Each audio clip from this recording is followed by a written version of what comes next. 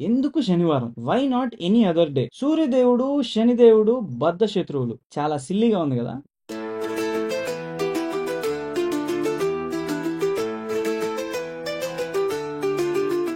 హే folks, ఎలా ఉన్నారు?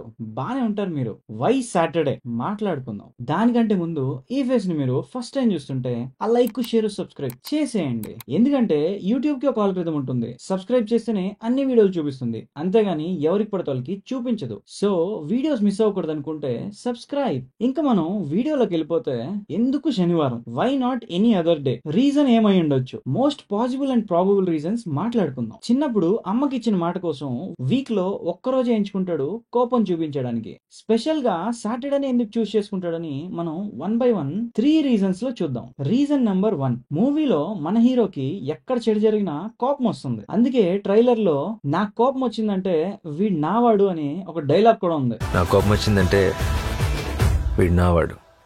Saturday అంటే శనిదేవుడు. శనిదేవుడు అంటే జస్టిస్ అండ్ డిసిప్లిన్. సో మంచి వాళ్ళకి న్యాయం చేయడానికి, చెడ్డ వాళ్ళని క్రమశిక్షణలో పెట్టడానికి సాటర్డే చూస్ చేసుకుని ఉండొచ్చు. ఈ ఒక్కరోజు కోపం చూపించడం అనే కాన్సెప్ట్ బానే ఉంది. దీని గురించి మనం వీడియో లాస్ట్ లో మాట్లాడుకుందాం. రీజన్ నెంబర్ 2, మూవీలో నాని గారి పేరు సూర్య, విచ్ రిజెంబుల్స్ సన్. సూర్యదేవుడు, శనిదేవుడు బద్ధ శత్రువులు అంటే నేను చెప్పట్లేదు, మన వేదిక్ లిటరేచర్స్ చెప్తున్నాయి. కావాలంటే గూగుల్లో చెక్ చేసుకోండి. సో శనివారం రోజు శనిని నిర్మూలించాలని సాటర్డే చూస్ చేసుకుని ఉండొచ్చు. చాలా సిల్లీగా ఉంది కదా? మేబీ మూవీలో కొంచెం యూనిక్ గా ఏమన్నా చూపించి ఉండొచ్చు. థియరీ.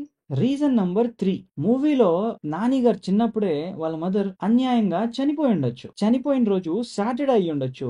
సో వాళ్ళ మదర్ చనిపోయిన రోజు నుంచే అన్యాయం అరికట్టాలని చెప్పేసి మన హీరో సాటర్డేని చూస్ చేసుకుని ఉండొచ్చు. అందుకే ట్రైలర్ లో పిల్లోడు గోడ మీద బొమ్మ గీస్తూ మనందరి తరపున భయాన్ని దాటి ఒక అడుగు ముందుకేద్దాం అనుకుంటున్నాను.